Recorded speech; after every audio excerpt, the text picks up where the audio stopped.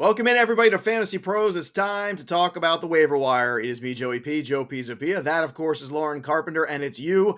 And we'll take your questions regarding the waiver wire, the ads, the drops, and the moves you might need to make. We'll talk about Lauren's top 5 ads of the week and maybe some other people that you think might be potentially some good low-key additions to some fantasy rosters. We've also got bye weeks coming up, which, of course, isn't going to make things harder. It's not like anyone's been hurt in the last couple weeks, so I'm sure this will be a really fun show. Lauren, it's great to see you, as always, my friend. How are you? I am wonderful. How are you doing, my friend? I've been better. I'm a little under the weather today. I'm trying my best to power through because, these players aren't going to add themselves after all, Lauren. Exactly. And I know you've got a lot going on too. So how was your weekend? Did you enjoy the football? Did you enjoy the family? Yeah, it was great. It didn't do so hot in fantasy, so that was unfortunate. But I did win in one of those super competitive leagues where everybody trash talks, so that made me happy. Nice. There you go. That's all Yeah, that matters. Bragging rights exactly. above all. That's the thing that you want. I want to remind everybody too. We've got that live giveaway coming up this Sunday, October 17th, during Kyle Yates' 12 p.m. Eastern kickoff live stream right here on Fantasy Pros YouTube channel. Make sure you subscribe to the YouTube channel. That way you know when the Kyle Yates show begins, and also so you can ask us questions today. If you haven't already, subscribe and click that notifications bell when you do. And again, that giveaway we're going to be doing is courtesy of our friends at pristineauction.com. One lucky subscriber will receive an autographed Amari Cooper Dallas Cowboys jersey. So that's going to be a fun thing to give away here. And to enter, all you have to do, like I said, is subscribe to Fantasy Pros YouTube channel before noon. So if you want to do it right now, now's a good time before that Sunday live stream. You can also ask a fantasy related question in the YouTube chat once you do. And that's it.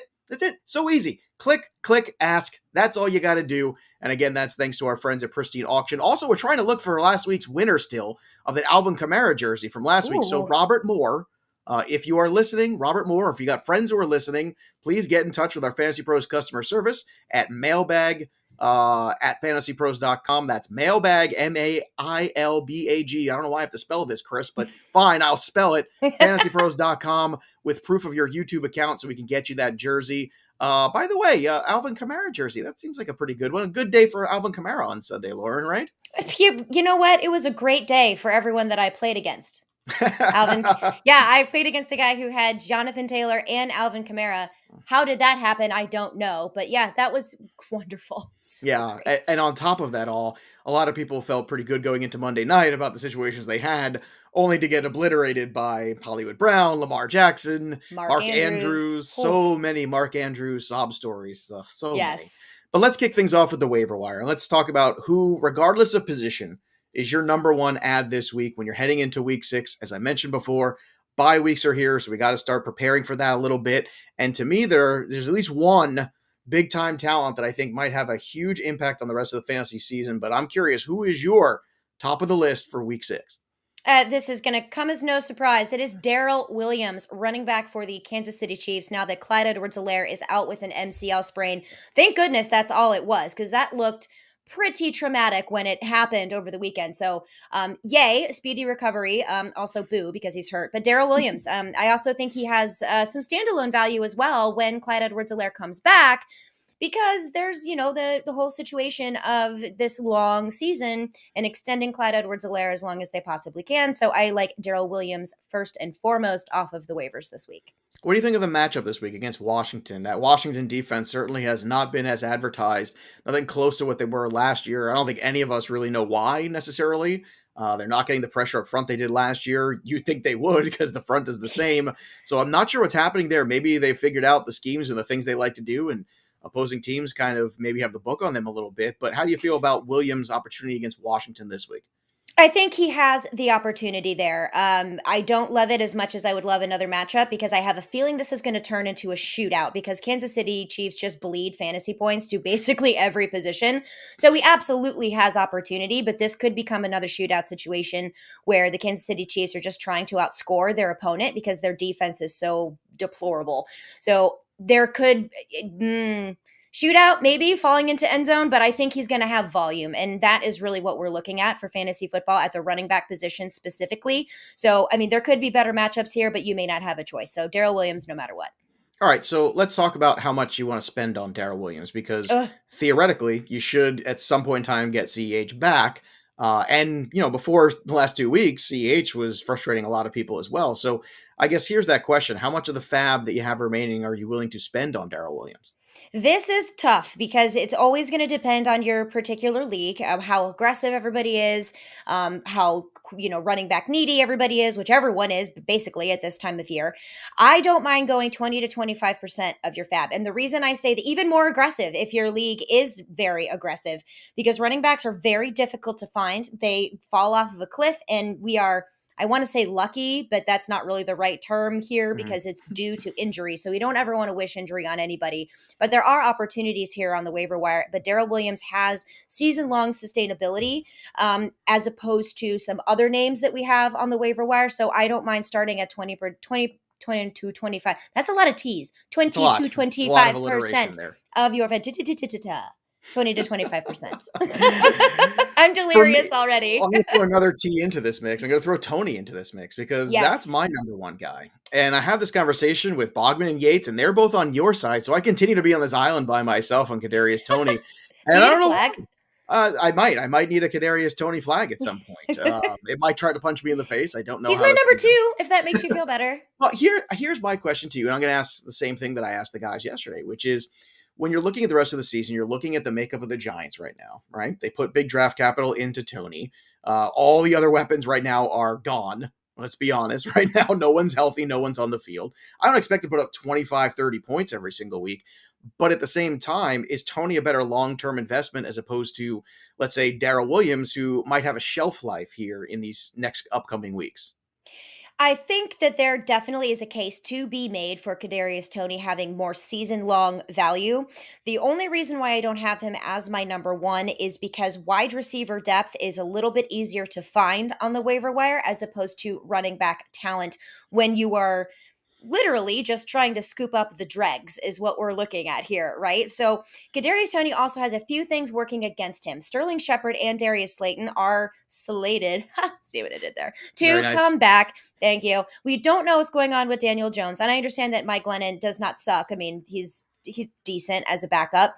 And then Taquan Barkley, that is a question. He should be coming back. So there's a lot of mouths to feed in that offense. So I feel that Kadarius Toney is a little bit more relevant short term as opposed to long term, but there is definitely a case to be made that his rest of season value could be higher than Darrell Williams. But I also do kind of see the Kansas City Chiefs doing something a little different, and maybe that involves Darrell Williams and Clyde Edwards-Helaire moving forward to keep Clyde Edwards-Helaire healthy. And we're not even sure how long he's going to be out. They say a few Mhm. weeks. This could turn into 4 weeks. We just don't know. Right. I mean, it could turn into even longer. That was a gruesome Yep. injury. The fact that he walked off at Yeah. all was kind of stunning because I don't think the human body's supposed to bend in that direction necessarily. It Yeah, was he didn't even walk not off. good. He was carried off, but He he was did walk carried, down the and then he walked. stairs. Yeah, Like, how he walked down the stairs. yeah, That's the part that that's I a could not point figure of out. pride. Point of It pride is. there, I think. That's pretty I impressive. don't That's a blame tough him. guy. He's one of Joe's tough guys, going back to the old leading off days Right. here at Fantasy Pros. Definitely one of the tough guys. All right, so number two for me was Darrell Williams. Similar reasons that you were talking about. I think those are really, two solid guys. You're at the top of your waiver wire, or if you have a budget to spend, I still think that I would spend more on Tony. I'd go into that 35, even 40%. If I was really desperate for a weapon, I just think now is the time at Mm. game-changing talent. And Williams right now, at the very least, seems like the guy under Patrick Mahomes there is going to be getting all the touches in the backfield until, of Mm. course, Jerick McKinnon ruins all of that. Let's Yes, of talk about course. the let's talk about the number three guy. So there's a pretty clear 1 and 2 this week in the tier. Then after that, I think it's up to debate, basically, depending on need. So where do you go next if you have to spend your fab on number three? Okay, number three here. I'm going to go ahead and stick with that running back position because, like I said, the wide receiver position has a little bit more depth usually on the waiver wire. So this one, I do not want to spend a ton of fab on. That is Devontae Booker. So he is the running back backup for Saquon Barkley and the Giants. And the reason I don't want to spend a ton of fab is because his shelf life is very limited to whenever Saquon Barkley comes back into the offense. Unlike where I see Darrell Williams, where he can have a little bit longer sustainability, Booker is going to be irrelevant when Saquon Barkley comes back in. However, the tennis ball that was coming out the edge of his foot on his ankle Mm, looked grisly. So I don't know when that's going to be, but luckily that also wasn't season ending. Thank you. That was knock on wood for Saquon Barkley, poor guy. So Devontae Booker is another one because of that running back needy situation that we all have in fantasy football, especially this time of year and with buys coming up this week, which is crazy. Week 6, it's almost hard to believe. So Devontae Booker would be the third one for me there, simply because of the fall off of running back talent on the waiver wire. Correct me if I'm wrong here. Was that the same ankle that he injured 2 years ago, or is it the other Ooh. ankle? And the Uh, reason I'm asking that is I just thought I about it think he now, and I hurt was his curious. right one. And this is the left, so it's the other Yeah, he side hurt his there. left Okay. one. I think that I don't know though. That's a really good question. That's just off the Well, top of the my head. weird part about that injury too is when it happened, he didn't have the football in his hand. He was just kind of moving on the field, stepped on a guy's foot, and rolled it. And I've had a high ankle sprain in my life, and I can tell you it hurts. And It you hurts. play through Oh, it, and you go through it. And I'll tell you what, I had a weakness in that same ankle for another year, and I redid it later mm, on in that same year. And that's why I was kind of curious which ankle it was, because it took a long time to kind of build back from that. But again, just a freak injury, terrible set of circumstances. I can understand yes. putting Booker 3 for sure, especially if you're a team that's running back needy right now between the injuries and the buys.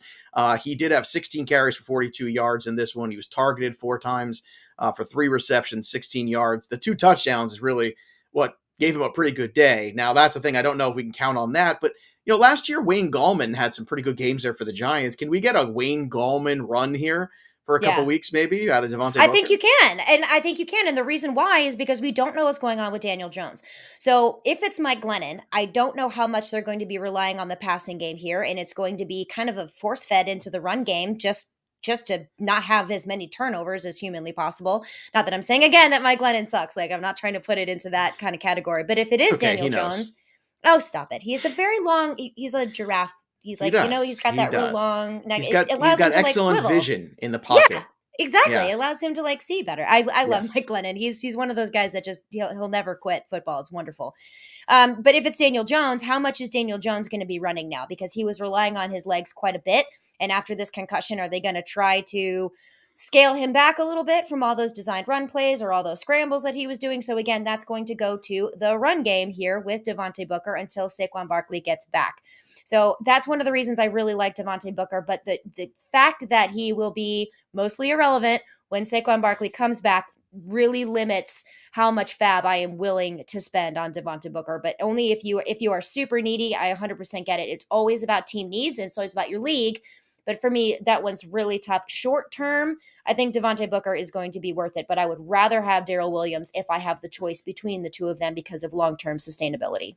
Yeah, I would agree with that as well. For me, my number 3 this week is Rondell Moore. Booker is 4 for me. I'm just into Rondell Moore. I know it's difficult because he doesn't play every snap and all that, but it's starting to tick up a little bit. Also, if you look at the correlation to DeAndre Hopkins' good games and Rondell Moore's good games, you see kind of a pattern here developing, which is the week where Hopkins was hurt, you saw AJ Green play well. The week that Hopkins had Jalen Ramsey to deal with, you saw AJ Green play well. And then Rondell Moore in the other games where Hopkins is good seems to be the secondary target in terms of different style of wide receiver. I think a healthy out there DeAndre Hopkins is actually a good thing for Rondell Moore's value because he's kind of that jailbreak guy, the guy that gets out there in space when plays break down, and Kyler Murray can extend plays like nobody's business. So that's something he is so great at doing there. He has played fantastic this year, and he's starting to see the field better. He's also a rookie, Rondell Moore. So, it's only week 6. There's a chance for him to continue to grow in this offense. Again, if you need running back, and my guess is you do, then Booker is a perfectly fine guy there to add. I'm going to take the other approach this week. Lauren's going to take the immediate approach. I'm going to take the long term. So we're helping everybody today Yeah. with the waiver wire. That's what you want to do. All right, let's get to number 5. Actually, no, I'm sorry. You're number 4 in terms of pickups this week for week 6. I could go super spicy on this, but I won't. But I am going to finish my top 5 with a tight end and a quarterback. And the tight end I think that you should be targeting this week is Hunter Henry.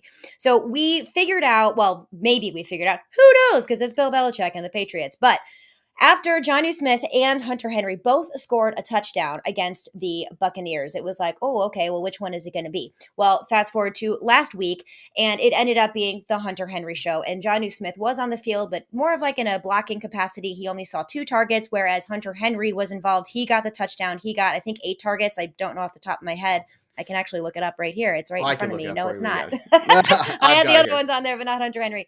So, they're playing Dallas, who has allowed, I think, the seventh most points to the tight end position. Either way, they are weak against that, and he is a pretty darn good pass catcher. We know that from his days Mhm. at the Chargers. So I think he is the one that is emerging as the tight end that will be scoring fantasy points, even though they both will still be on the field as my number four.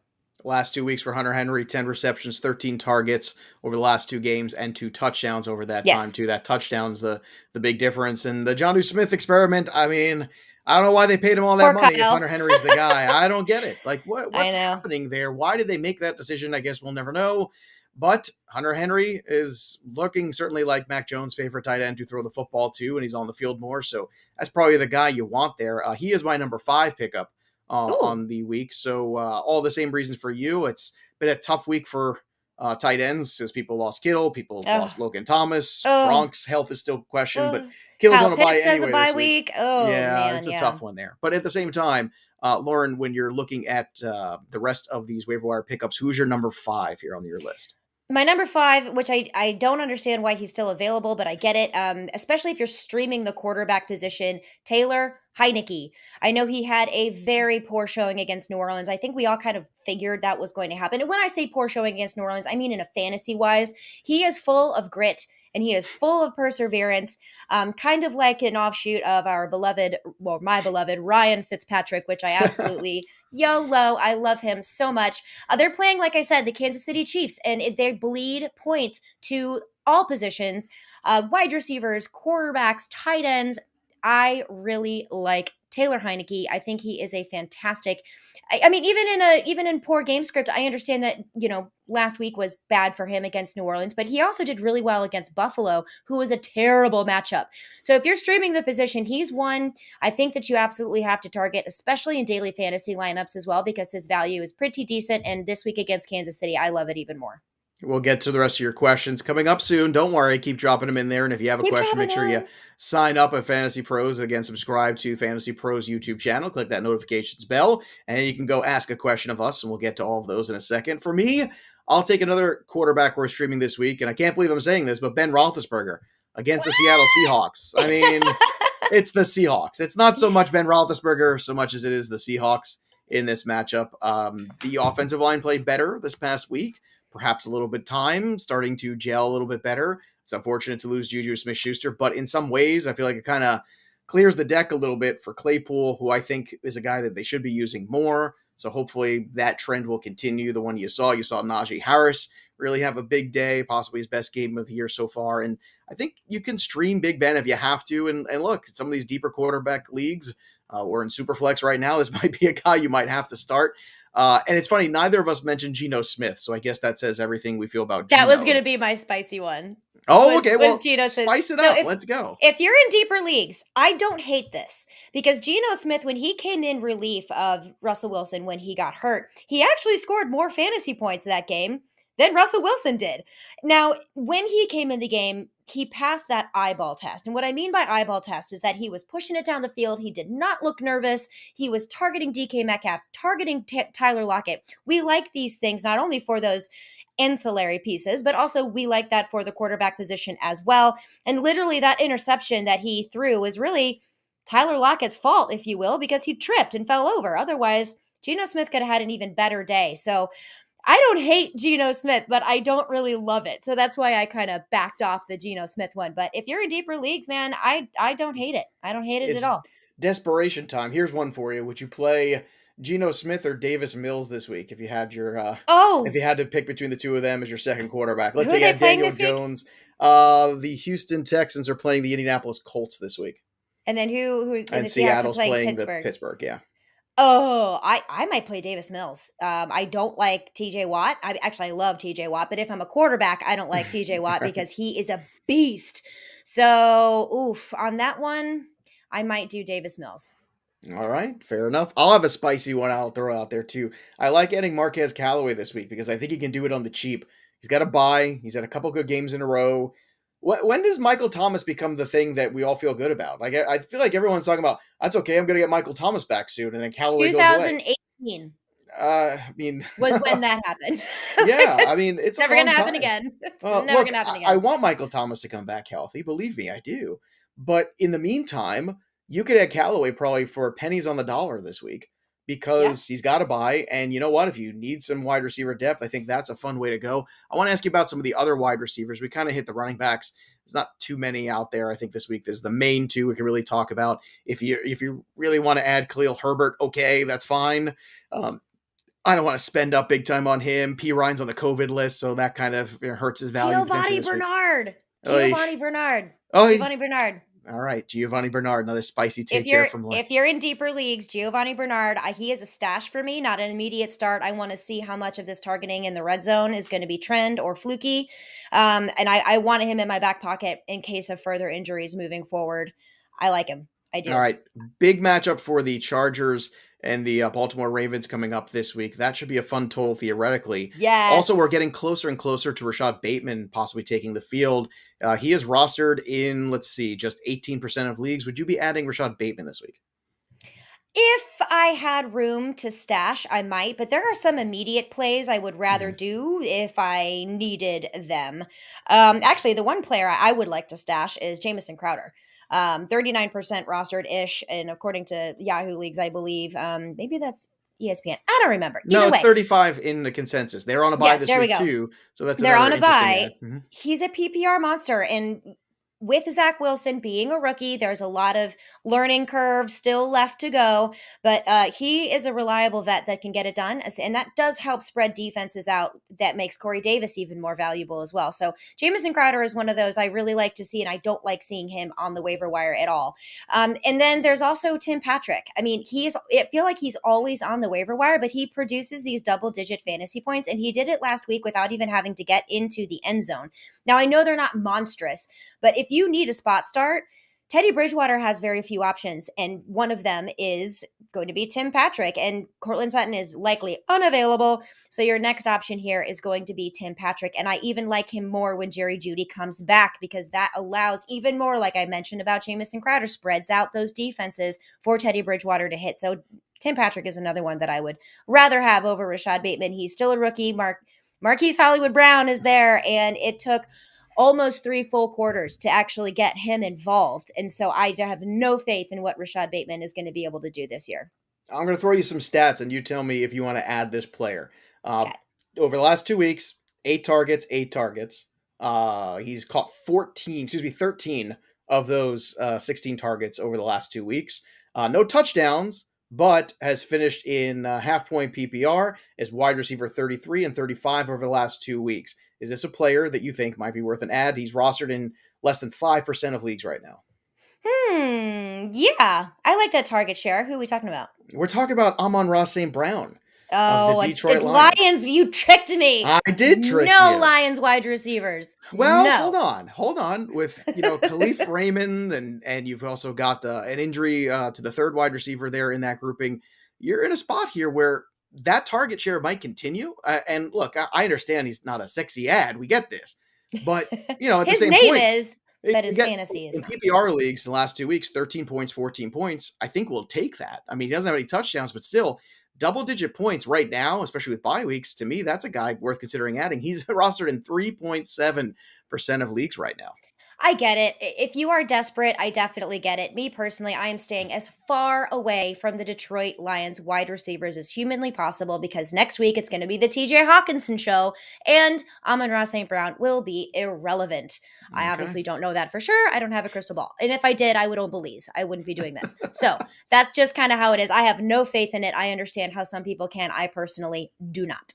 I would still be doing this if I had the crystal ball. I would still be doing it too. Ratings through the roof. I know, I would do it too. As soon as I would get on the show. That's right. Who am I fooling? 8 million followers on Twitter. There you go. That's only 1 million less than Yates has right now. Let's talk about the tight end position real quick too, because there's one other guy I want to throw out there, and it's Dan Arnold, another player. If you're desperate for tight end this week, 6 of his 8 targets he hauled in for 64 yards. I know that doesn't sound super exciting, but at the same time, no Dan Arnold. No Dan Arnold. No, because Christian McCaffrey's coming back. Okay. So I don't like that. Well, Dan Arnold's with Jacksonville now. Now, don't forget, Dan Arnold is now with Jacksonville and with our good friend, the very pretty Trevor Lawrence. So that's why, to me, Dan Arnold is a little bit more intriguing because Chark is gone. LaVisca Chenault and Jones were Did I disappointing, miss? but Dan Arnold, Did I miss something? I thought Dan Arnold played for the Panthers he too. I did. did. He got traded a couple weeks ago. These things happen sometimes. What? And these I'm things so happen. It was confused. it was not exactly Wow. a big time like earth shattering trade that happened, but yes, Wow. that did indeed happen. Tommy Tremble might Okay. be the one you're confusing. Maybe They that's might what be the I'm same doing. person. It's the blue. It's the blue and the turquoise that is getting me. Either way, no Dan Arnold. I get it. I understand. I'm still on that same boat. I don't know what is going on with Jacksonville Jaguars. There is, I mean, aside from the Raiders, the second most dramatic thing happening right now is what is happening with Urban Meyer. I mean, especially in that press conference at the end where Urban Meyer's like, "Oh, we our quarterback doesn't feel comfortable doing a quarterback sneak," and Trevor Lawrence is like, "Oh no, that's not true. I have no problem doing that." There's obviously some disconnect there. I think that is going to continue to morph into whatever they're doing on offense. I don't think it's an uncorrectable issue. But for me, if I'm going to be dumpster diving for a tight end, I want to have fun with it. I am going, speaking of the Kansas City Chiefs, Ricky Seals Jones. That Mm, is who I am, especially with Curtis Samuel banged up. No Logan Thomas. Taylor Heineke needs someone to throw it to besides, mhm. JD McKissick and Terry McLaurin. And I think that Ricky Seals Jones stepped up. He did not have a touchdown, which really would have made his Yeah, game. he did have the red zone target though, so that Yes, is one he thing he did did. have. Yeah. I like that. So I like that a little. I like the situation of Ricky Seals Jones better. This will probably come back to bite me in the butt because Dan Arnold's probably going to blow up and have a huge game, and Ricky Seals Jones will be completely irrelevant. But I don't care. I don't know if we're gonna put huge game next to Dan Arnold. I just want to get 10 points and survive. That's I think well, right now at the tight end position. That's I think what you take. You take ten Hmm. points and you hope for the best. Before we get to everyone's questions too, and I see them all floating in here. Don't worry, we're gonna transition into that in just a minute or so. Do you have a streaming defense that you like this week that you want to pick up?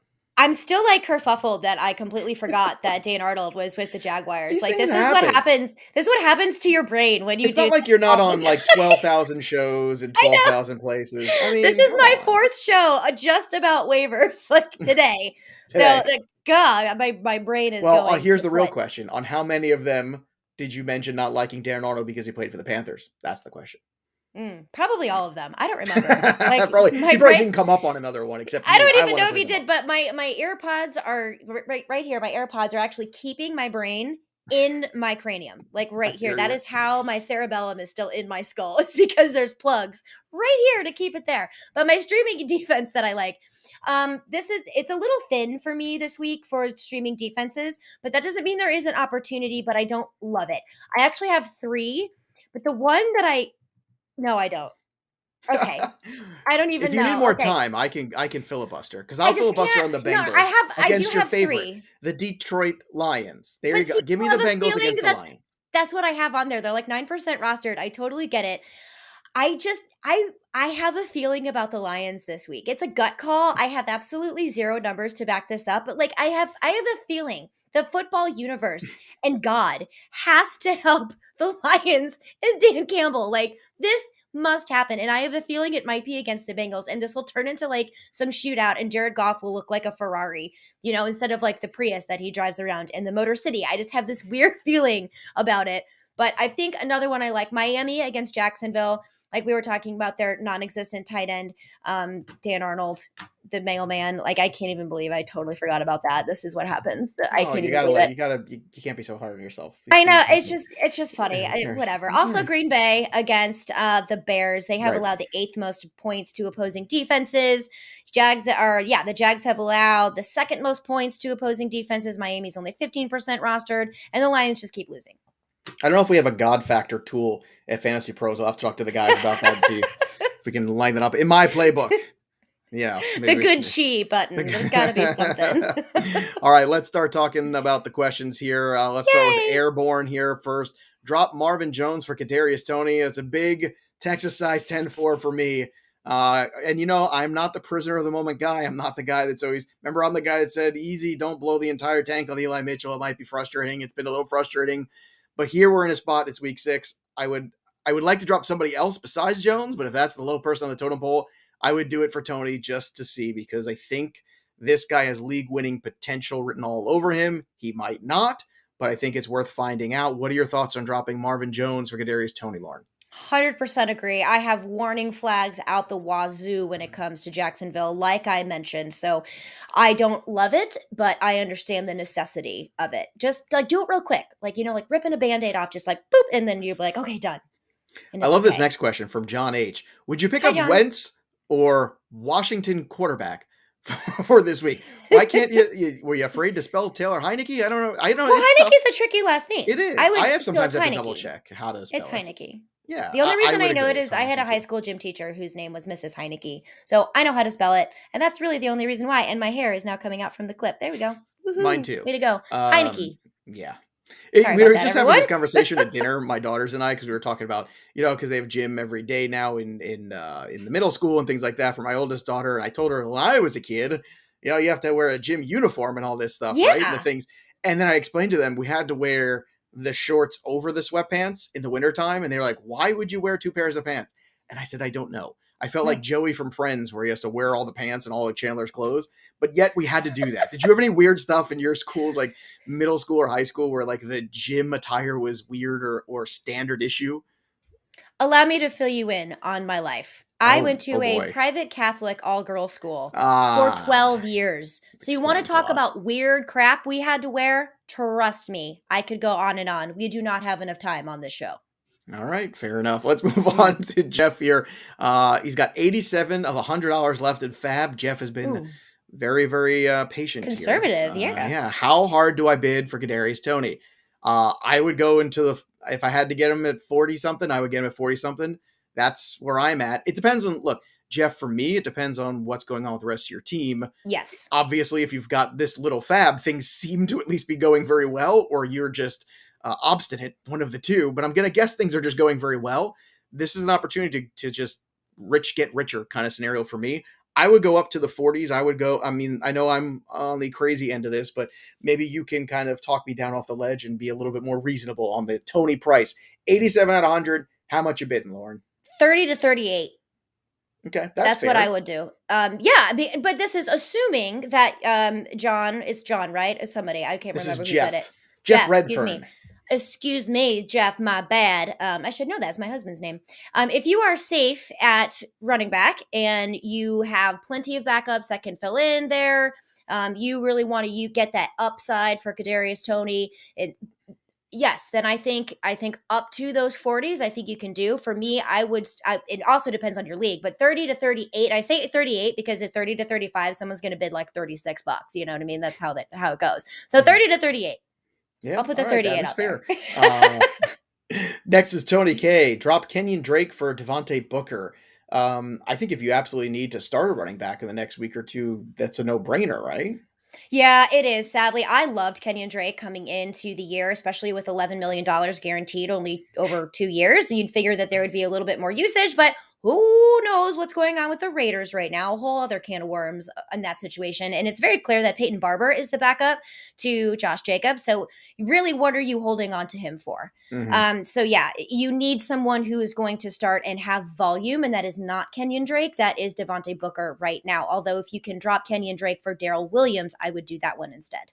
Yeah, I would second that as well. Yeah. I kind of wonder what happens to the Raiders now with this coaching change and Gruden being out Yeah. because things always change whenever there's a head coaching change. So watch Kenyon Drake all of a sudden becomes useful, and Blows we're all up. looking. Yeah. A really good point, and that's what scares me about Kenyon Drake is because he has been known to do that, and that Mhm. worries me, especially with a team like the Raiders who started off so hot. They lost two in a row. Now they need to get galvanized. And Mhm. this team is not necessarily led by their coach. They are led by this amazing, diverse, which is so ironic about it, this diverse group of players. Two of them are in openly in rehab, dealing with addiction issues. You have an openly gay player. You've got Derek Carr, who is probably one of the nicest human beings on the planet, and all he wants to do is win. I would not be surprised if it maybe takes a week or two, but then this Raiders team turns around and looks Mhm. into something completely different than what we saw under the previous regime. The one thing I think you can take solace in too, in dropping Drake is that Jacobs looked sharp the other day. He had a little bit more burst than he's had, I think, all season. And he looks more healthy, I think, or healthier. I'm not sure which is correct, but I'm doing my He's best still dead today. to me. He's still dead to you, Josh Jacobs. And I understand why. But in terms of the context of dropping Drake, I think that makes you Yes. feel a little bit better Yes. about potentially doing that. Let's go to DJ Cologne. DJ wants to know, is it finally time to drop Allen Robinson? Oh, I struggle with this too. I don't, there's got to be somebody willing to bite. There's got to be somebody willing to accept a trade offer. And you might not get something great, but can you get something with upside? I feel like you can, Lauren. Do you just want to drop Allen Robinson? No, there's too much value in Allen Robinson. He is not going to suck like this for the rest of the year. I think coming up soon, Justin Fields really needs to get his quarterback feet underneath him, Mhm. his legs underneath him, a little bit more rhythm and a little bit more comfort. That's hard to do when that offensive line was terrible for quite a long time. He's not running as much, which means he needs to be passing. And I know that Darnell Mooney is that high upside, flashy guy, but it's only a matter of time before the Allen Robinson reminds everybody that he's still Allen Robinson. So for me, no, he is not droppable. He is tradable, but only after he has a good game, which I think should be soon. Yeah, I hope so. This is Yeah, tough it's too because tough I though. love It's Allen tough. Robinson and I feel for the guy too because it's a contract year and the changes at quarterback are difficult for him. So hard, But yeah. dropping him is tough. I guess the one caveat is let's talk about this. It's a 10-team league and you're stacked at wide receiver. You got a lot of good wide receivers and you want to pick up Tony or you need another running back. And right now, Allen Robinson might be the least producing guy on your I mean, roster. if It's you're not like in an impossible. 8-team league, sure, but Yeah, like but even at a 10, I kind of struggle with it too. I'm trying to find a reasoning where I can help DJ and say, yeah, you can do it, but I don't think you can, DJ. yeah, Try to look not for a yet. trade. All right, Yeah. Christopher Muniz wants to know trade Hunt and Allen Robinson for Hopkins. Sure, if you could do that, go get DeAndre Hopkins, best player in the Yep. deal. Lauren, 2 for 2. Absolutely. And that's Yeah, and that's how you get rid of what's his face? Allen A-Rob. Robinson. That's how you get rid of Al Robinson. Sorry about Wow, that. that was Told you, quick. You went brain. from liking him to not even remembering his name. That was I know. cold I'm blooded. very I told you. I'm just verklempt over here. It's absolutely nuts. But if you really don't want to start Allen Robinson and you feel that he is droppable, that is how you get rid of him from your roster. Bundle him in a trade with somebody else and make some room. Do not drop Allen Robinson. The hair came down and the guns came out blazing. She's just that's it. Let's just go. It's ready to go. All right. My hair clip just fell out because I just talked too much like this. So it's like All right. Trey Watts wants to know Chase Claypool or Kadarius Tony rest of season. Lauren, what are your thoughts on this one? I am going to lean Chase Claypool. And the reason I'm leaning Chase Claypool here, it's by a hair, and it's because we don't have Juju Smith-Schuster for the rest of the season. This bodes very well for Chase Claypool. I like that a lot. He's proven it. I also believe in Ben Roethlisberger a little bit more than I do Mike Glennon, Daniel Jones. Yeah, I tend to agree. I think Claypool is just a hair safer, not by much. In Not a by full much. point, Yeah. no, this is close for me. Everyone knows, right, my Agreed. love for Kadarius Tony right now. But I think in the full point PPR, this is extraordinarily close because I still feel Yes. like Claypool is just slightly touchdown dependent, Hmm. whereas Kadarius Tony is the last weapon standing in this Giants offense, and frankly, he might be the best one anyway when everybody else is I healthy. mean, besides From what I've Evan seen, Ingram, Evan Ingram is still, with the you want to call Giants, him a but weapon? Is that what we're he gonna? saw 4 targets. I mean, all he needed was a touchdown to make the day. He is touchdown dependent, but at least he's a starter. Well, at least he's Sort on the of. field. That's but Claypool is the safer guy. I think you feel Yeah. better about playing every week. In the standard league, Claypool in the half, probably lean Claypool in the full. That is very close. You can also look at what your roster needs too. Like if you have a bunch of really steady guys, have some fun with Tony. Like let's go. Yeah. But if you need some bodies, like you've had some injuries, like Higgins, or you're the Robbie Anderson or Allen Robinson team, Claypool is the guy that you keep in that scenario. Next is David Anthony. Thanks for all your help. You're welcome, David. You think Latavius Murray and Eli Mitchell are worth hanging on to? Lauren, what are your thoughts on Murray and Mitchell? Mitchell on a bye this week.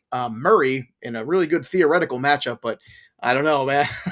I think that Baltimore backfield is possibly just as irritating, if not more, than San Francisco.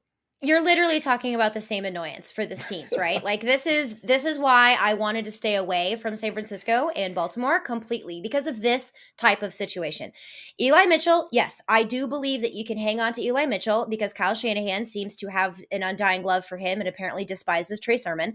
So I like Eli Mitchell, but he's one injury away from having this be like another running backs game. And I'm not even going to say it's Trey Sermon because who knows who he's going to bring in. Same situation we're looking at with Latavius Murray, whereas he can fall into the end zone more so maybe than other backs for the Ravens. But what is going on with Tyson Williams? We have no idea. Then there's Devontae Freeman. They still have Le'Veon Bell on the practice squad. So Latavius Murray is one of those ones that if you can hang on to both, I would try to do so. But if you absolutely have to drop somebody to pick somebody else up because of your roster needs, Latavius Murray is the one I would drop. But I would actually try to trade him before dropping him because he does have some value because of what he has been able to do so far. All right. And if you've got a question, make sure you subscribe to Fantasy Pros, and then you can drop your question in here. And when you do, and you ask a question on Sunday, you might have an opportunity to win some cool stuff. Thanks to our friends at Pristine Auction. Do not forget, 12 p.m. Eastern, the kickoff live stream with Kyle Yates. We're going to be giving away some fun stuff. This week, it's an Amari Cooper Dallas Cowboys jersey. All you got to do is subscribe to the YouTube channel, click notifications button, ask a question, and just like that, an Amari Cooper jersey can be yours. I almost said Koopy jersey. Koopy jersey. Koopy. Everybody loves Koopy. That's what his friends call him. All his friends call him Koopy. Koopster. Coop, the Coop. All right, let's talk about Matt Howard's question here. How much fab do I spend on Darrell Williams? And will Marlon Mack end up in Kansas City? You know, even if Marlon Mack does end up in Kansas City, I don't think I'm going to chase that necessarily. Williams has been in the system, and I think that's probably where you're going to lie, right? I mean, and you already mentioned your price tag on him, which was what? I don't know if did I do my price tag on I think him? so. It was like an was hour it 30 ago. to 38? I think it was 30 in the to 38 30s, bucks, yeah. something like that. Yeah, that's what I would do. I thought that was Booker. I don't remember now. I'm the most horrible analyst ever today. I am so sorry. I'm not worried about Marlon Mack going to Kansas City Chiefs. I have a feeling that this is going to be more of an annoyance than it is going to be a relevance with Marlon Mack. And again, be aggressive with Darrell Williams because of his long-term sustainability opportunity when Clyde Edwards-Helaire does come back. So depending on how aggressive that you are, I think the one I answered was it was out of 187, spend 30 to 38 or something like that. Yeah, 30 to that was 38 the bucks. that was earlier. Yeah, I would, anywhere between 30 and 40 bucks because he's a running back and he's going to be seeing a ton of work short All term. right. There you have it. Let's go to Dom C. I am very thin at wide receiver and have a decent RB. Should I move Kelsey? This is always one of those questions that always gets me. You know, when you take somebody who's such a distinct advantage and then you move him, all of a sudden you remove that big advantage and you start to get mediocre everywhere. The only way I'm moving Kelsey is if I'm getting extraordinary good value and I've already got a tight end that I feel really good about. Now, if somehow that's worked out for you, great. I don't know if you pick somebody up off the waiver wire, if you're getting somebody back in the trade, but I always warn people when you start to take away your core roster strength, you start to marginalize the productivity of your team and their ability to perform at their highest level on a week to week basis, because that's what fantasy football is. It's not like baseball where you get one day and then another day and another day and it accumulates through the week. You get that one shot, and Kelsey's a guy that can win you a week. So I say it's okay, but you got to get some substantial guys back. And there are some players that you think would be fair in a move? Like, would you want, like, let's say, Antonio Gibson, Hunter Henry, and let's say, I'm trying to throw out a wide receiver, T. Higgins or something like that? Is that enough for Kelsey, or is that too much in your opinion? I don't think it's enough. Honestly, you're talking about a top tier tight end that is untouchable by any other tight end in a tight end landscape that is a dumpster fire wasteland that is smoking radioactive fumes. Like, don't get rid of Kelsey unless you're getting like Christian McCaffrey, DeAndre Hopkins, and like, I don't know, maybe Kadarius Toney. I don't even know. But like, why? Don't. If you have other pieces, make that trade. The waiver wire, I understand, is thin at running back, but not necessarily as much when it comes to the wide receiver position, which is where you're saying you're thin. So because you don't have that stud wide receiver, I understand that that is scary. However, there are opportunities that you can make that up instead of giving away your number one option across the board that can score you massive amounts of points. I just personally will not get rid of Travis Kelce. It's just not something that I will do. This next one's fascinating. This is from Tyler. He's a Saquon Barkley owner. Would you drop either Tyler Boyd or Marvin Jones to pick up Booker or Williams? Let's say you have the number one priority. If you're the Saquon person, do you want Booker or do you want Williams because potentially Williams is more useful to you for a greater number of weeks? I would drop Marvin Jones for Williams. Yeah, I would too. I think that's the way to go. Yeah. 2 for 2. David wants to know, should I drop Bridgewater for Jameis Winston? Who's New Orleans playing? Let's see. New Orleans this week, off the top of my head. New Orleans will play no one. They're on a bye. No wonder why. I can't find them. I just remembered. That's why we were talking about Callaway being the sneaky ad earlier. So yeah. That's right. No, I mean, no. I wouldn't. I'm trying to think of the circumstance in which you'd want to do that, where you're dropping a quarterback to pick up another quarterback who's on a bye. I mean, if you've got a great other quarterback and that's the bye week you want to cover and you like the Winston matchup, okay. That's the circumstance I'm trying to figure out of what this question is in context. So if the context is I've got Josh Allen and one of these guys is my backup QB, but I really like the Winston matchup in week X whenever Josh Allen has a bye, then okay. I'm okay with that. You might come to bite you in the rear end, but that's fantasy football after all. Yep. All right. Next is Mike. He wants to know: did you think we should see Deshaun Watson traded before the trade deadline and actually play this year? Lauren, this is a loaded, interesting question. Traded, maybe. Play, no. Yeah, I don't think he's going to get traded or play this year. It's just starting to feel like that. If all those injuries happened and they went to Davis Mills, right, then I thought that was the opportunity where they could have said, all right, he played great, by the way. Yeah, he did play great last week. There's no doubt. He did great. No doubt. So I don't think you're going to see him this year. And next year's in question, too, because next year in February is when all the legal stuff is going to at least get hashed out, decided, talked about. So that's going to come around the Super Bowl time. So that's going to be something that really, even in keeper formats right now, I know a lot of people kind of late in drafts thought they were being cute. But at the end of the day, we're at week 6 right now, and I don't see it happening, Lauren. It doesn't seem like you do either. Nope. Short and sweet. There you go. There it is. All right, next year, Ice Cora. I don't know. Ice Cora, I'm trying. Ice Cora, Chubb, rest of season or Mixon? Don't ask me this question. You know the answer is Chubb. Maybe Lauren has a different one. Lauren, Chubb or Mixon, rest of season, who you got? Chubb, trade Mixon. Nick Chubb, 100 yards in the bank every week. I never saw a running back get 100 yards every single week, and people still don't. Like, what is wrong with everybody? Like, I know. It's the same thing with Derrick Henry. Like, he doesn't catch enough balls. So what? So what? Yards are yards. Touchdowns are touchdowns. Enough. Can we please get back to giving some respect on Nick Chubb's name? Right, I just realized where it was that I used Dan Arnold as the Panthers. It was in my video for Pat Mayo. I'm going to need to retweet that and be like, my bad. There you go. See? Good things are happening. Oops. So Caught myself there. She's gonna obsess about this, by the way, for the entire like on Friday. She's gonna on stages. I'm gonna say this on stages. Double dose of double trouble here this week. That's for sure. All right, let's get to the next one here. Sean wants to know: should I drop Noah Fant for Hunter Henry full PPR? This one's intriguing. Lauren, what are your thoughts? Fant or Henry? Who would you rather have rest of season? Rest of season, I would rather have Noah Fant. That is so hard. No, I don't think you should drop Noah Fant for Hunter Henry. Oh, but if you did, I'd be like, I get it. You know what I mean? I get it, but I'm I'm not right doing there. It. Oh, it's right there. I'm not doing it. You stick with Noah Fant. I don't know what the New England offense is going to look like 3 weeks from now. Exactly. But I think we know what the Denver Broncos identity is. And I actually think in a weird way, when Jerry Jeudy comes back, that actually helps Fant a little bit. Even I agree. Though the target share goes away, it frees them up a little bit more. Let's go to Nathaniel. Would it be dumb to trade Lamar for Mahomes?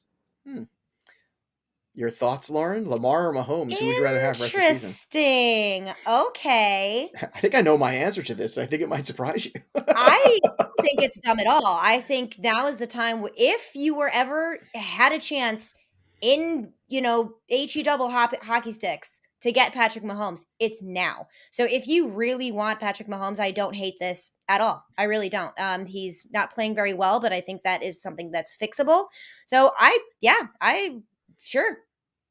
Do you put any stock into the I've put a lot of stock into this over the last couple of years, and I've been right every single time. I didn't do it this year because it was Patrick Mahomes, but the Super Bowl hangover is a real thing. If you go back and look at this the last couple of years, the teams that lose in the Super Bowl the next year, they're just flat for most of the season. I thought, well, Mahomes could buck that trend if anybody can because he's Patrick Mahomes. Looking at the schedule, Mahomes gets Washington, Tennessee, the Giants, Green Bay, the Raiders, the Cowboys. It's pretty good. The playoff schedule for him is the Chargers, the Steelers, and the Bengals. I mean, look, those guys are really, really close. Uh, I think there's something about the rushing floor of Lamar Jackson that is very intriguing to me. Mm-hmm. And right now, it just feels like, I don't know, there's something about the Chiefs right now to me that's a little flat and not right. I think they will get right. But right now, I think Lamar might be the better fantasy asset. And again, it's a little bit coming off that 440-yard game where you look phenomenal. But I don't Yeah. think we've seen the best of him as a passer in the NFL. In college, he was a very good passer. When you watch him throw the football, he has a great quick release. The ball shoots out of his hand. The problem is, nobody's been able to catch the damn ball from the last few years. Last night, you're starting to see Hollywood Brown, who's bulked up a little bit year over year. He's getting Mm-hmm. a little bit less manhandled around by some of the cornerbacks because he's just a little bit bigger. Not a lot. You can't tell, but if you look year over year, you might miss it. However, he's definitely bigger than he was last year. We talked about this on the podcast today with Paul Charchian, and it's creating a little bit more physicality for Brown, and it's allowing him to start making some of these catches. So despite that down game in Detroit, if you can have Bateman along with Brown and Hollywood, and Mark Andrews, all of a sudden you got a pretty good grouping there. It's not I mean, I Tyreek hear Hill, you. but I hear you. And I don't really care whether or not the Chiefs win. I don't care about real football. I care about fantasy football. And a Kansas City Chiefs team that has to constantly be playing from behind, muy bueno in my mind. true. So if they have that hangover, isn't that just a little bit better for I just fantasy don't know if football? the Baltimore defense is any good either, to tell you the truth. Like, they're a little That's overrated. true. Yeah. That's true. I don't know. Oh, you're going to love this next one. Ray wants to know, drop Odell Beckham for Kadarius Toney. Yes. Yes. Yes. Let's go. I have Yeah, had this it. is a tough I one. am I not think an Jake Odell Sealy and Beckham I guy. talked. I never Yeah, have been. I thought Yep. I think Jake Sealy and I talked about this earlier today. I can't remember. But if I said the opposite, I changed my mind. I think Odell Beckham Jr. is droppable for someone like Kadarius Toney because you're looking at upside here, and I think that Toney has a higher ceiling than Odell Beckham does. I don't necessarily think it's any fault of OBJ's. I think has to do with Baker Mayfield, the fact that he's hurt, even though it's his non-throwing shoulder. I totally get it. And Jarvis Landry is also going to be an issue eventually as well. David Njoku has been stepping up pretty big time, but let's face it, the Browns are a run team and they're passing to Kareem Hunt and running Is with Nick there Chubb. is there any scenario where Odell Beckham wins somebody a league in your mind? No. Realistically. Is there a scenario where Kadarius Toney wins you a league? Mm, possibly. I don't really Okay. believe in Kadarius That's Toney as enough. much, That's but enough. they're possibly. Possibly is enough than the quick no. Then the quick no. And the quick no is a quick no for Odell. Yeah. Rager wants to know, Rager 101, should I drop Robert Tunyon? Sure, if you can get Yeah. Dan Arnold for him. I'm Or, going I to mean, start calling him Sam Tunyon's. Darnold. I'm literally going to start calling him Sam Darnold. I'm like the quarterback for the Panthers, who's actually the Tunyon's tight been end for the terrible. Jaguars. Oh, that's going to bug me for the rest Yeah. of the week, Joe. Yeah, this is Yeah, I really know. going to really upset me. It's okay. I'm a You gotta- perfectionist and I you hate gotta it when I do forgive- things so like am that. I, but everybody, you're human. We make mistakes sometimes. It's I'm not a like cyborg. we have 5,000 things going on. I told you, it's hard. Next is pick up Higbee or Hunter Henry. This is Hunter an Henry. interesting one. Hunter Henry for over Higbee for you. Why? I'm curious. What's your reason? Honestly, it's because I still think that this is going to be the Cooper Cup Robert Woods show. Mhm. And I really like Hunter Henry's matchup. So if you have a choice and both of them are somehow still on the waiver wire, especially Higbee, I'd rather have Hunter Henry. All right, fair enough. This is a very close one for It's me. close though. I'm gonna lean Higbee just because of Stafford. Just because of totals and more opportunities to maybe score. I just think the Patriots offense is still limited because they don't have Yeah, that's true. playmakers. I mean, I can God, make an my argument kingdom for for a both. Kadarius Toney on the Patriots, please. Yeah, Lord, Somebody that's who's funny. Yeah, I exciting. can make an argument for both. Splitting hairs with a hatchet here. I'm leaning Hunter Henry simply because of his matchup next week. All this right, week. next here from Casper, the friendly ghost. Casper wants to know, should I trade Zach Moss for Devontae Booker? What are your thoughts on this deal? Wow, that is interesting because I despise Zach Moss because of the whiplash that he has given me the past few years. No, I don't. God, yes. Oh no, this is gonna hurt my soul. Yes. Should I trade Depends. Zach Moss or It does Devontae depends. Booker? I think for me, Moss has more long-term appeal, so I would just kind of sit tight on that. And even though he's got a cap on the ceiling, Booker could in 2 weeks go back to being Ugh. nobody. you know, and Zach then Moss what's the just point? drives me bonkers. Like And rightfully so. Rightfully so. oh, But do you venture to think that Buffalo's going to have a lot of leads? I do, and you're gonna have to run the well, there's football. Devin Singletary too. Yeah, Like you're right. You're right. You're and right. Josh Allen. So Thelonious it's wants to know Hunter Henry or Dan Arnold. I'm just going to say Hunter Henry so we can move past it and not get Lauren upset Sam again. Darnold. What's I'm Drake's kidding. Cuba Abreu wants to know what's Drake's future in Las Vegas, and it's up in the air. I don't think No one anybody knows. knows. None of us Yeah, has the answer. very Um, tough. if there's something better out there that can help you win a week, go get it. Go get it. That's it. Yeah, yeah. Luis Gonzalez wants to know currently 5-0. Congratulations. Should I focus on my waiver wire on a quarterback for my bye week or try to stash a handcuff in case of injury happens? Lauren, for me with the handcuff, it's more about how good is that handcuff? Like, is it somebody that could step in and be very good, or is it just some guy? If it's just a jag, then no, then go get the secondary quarterback. But what do you think about this? When you're 5-0, what do you do? Okay, I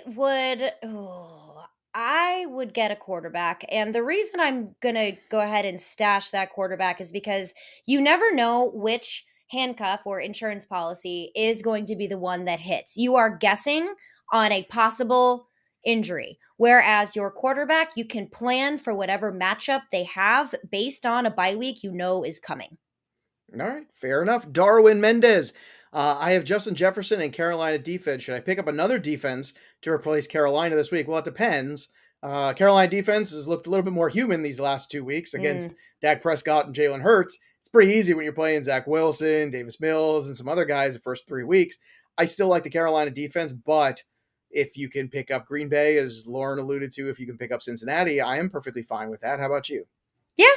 Yeah, I am all about streaming defenses, Yeah. and you don't have to have two defenses.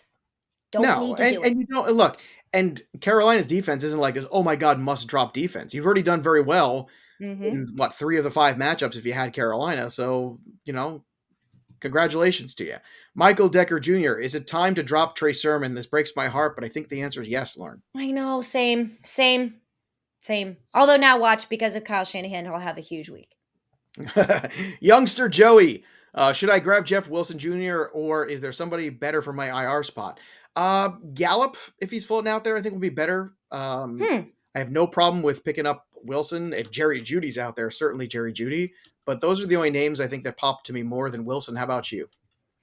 Agreed. Another name, Traquan Smith. They need pass catching options in New Orleans, but yeah, I don't. Yeah, I just stay away from 49ers. Just don't do it. Don't do it. Joe Stacy wants to know, what do you do with Damian Harris? Well, you keep him and Keep you hope him. for a little bit better luck because last week he would have had another touchdown there. Unfortunately, the ball popped out at the same time and they recovered it. And what should have been a 6-point swing one way was a negative swing in the other because of a fumble. So, And his chest X-rays you know, came back negative, right. so it's not a huge injury problem that we need to concern ourselves with for the immediate future. As in, he's definitely going to miss time. So hang on to Damian Harris.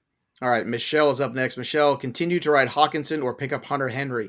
Hawkinson has not been healthy and he's not performed well. Yeah, If you want to pick up Henry and play him this week over Hawkinson, I don't have an issue with that because Hawkinson's clearly not 100%. So I'm okay and with that. defenses are scheming around him. Just don't drop him. Like, don't Agreed. drop TJ Hawkinson.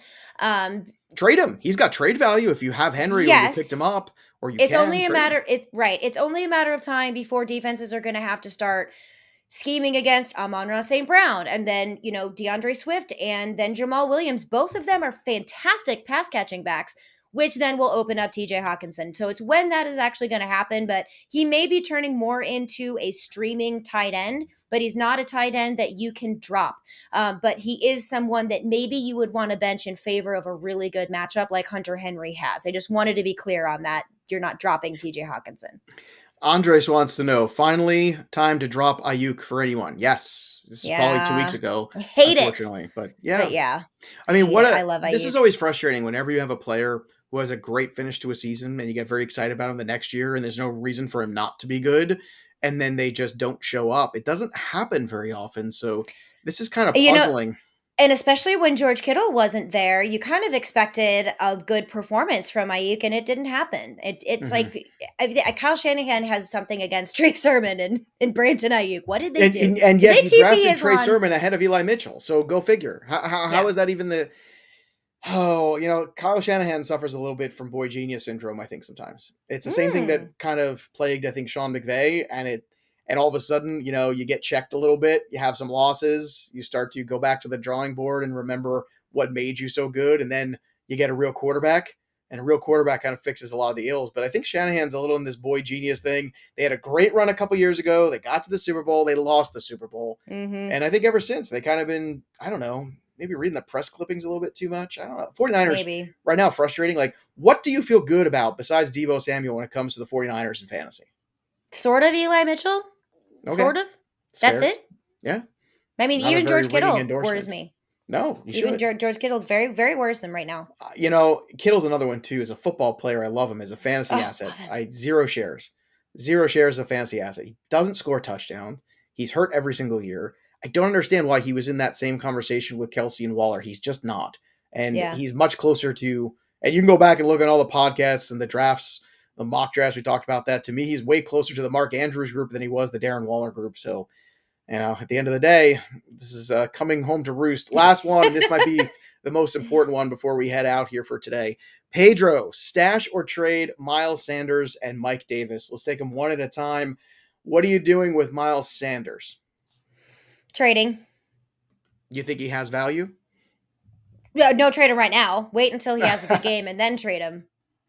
Okay, fair enough. Mike Do you Davis see is a that stash for Mike me. Davis is a stash? Why is Mike Davis a stash for you? I'm curious to see how long the Cordell Patterson experiment will go. And I know he meaning Patterson, is still going to be involved, I believe, rest of season. But I think that might scale back just a little bit now that Matt Ryan is starting to get a little bit more comfortable in this new offense with a new head coach that he has to deal with. Took a little bit of growing pains to do so, but Kyle Pitts had his breakout game. Calvin Ridley, remember, is not hurt. He has a personal issue that he is dealing with right now. So when he comes back, he will be coming back healthy, not coming off of an injury. And I have a feeling that the pass catching weapons around him are going to start opening up, figuring out really what went wrong, how to run this offense as well as they can. And I think that will scale back Cordell Patterson just a little bit, which means Mike Davis should be stepping up as well.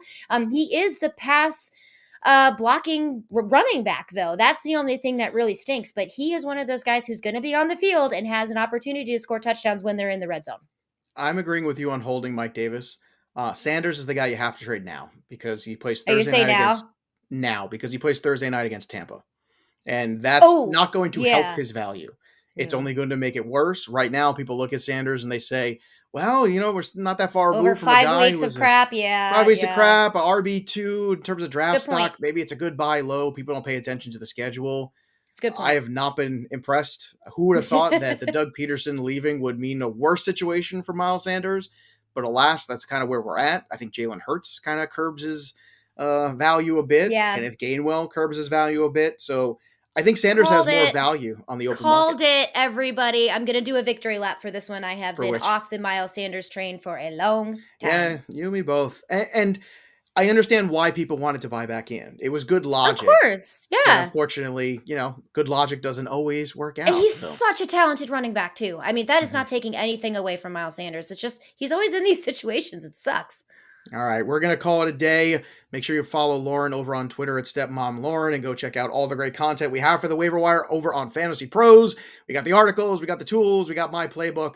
So go and sync your team up to my playbook for free at fantasypros.com/myplaybook. And don't forget about that giveaway too, Sunday at noon with Yates. Subscribe to the YouTube channel now, click that notifications bell, and all you got to do is ask a question, and an Amari Cooper jersey can be yours. Thanks to our friends at Pristine Auction. That's Pristine auction.com. That'll do it for us, but the story of the game goes on. For Lauren Carpenter, I'm Joey P. We will see you next time, kids.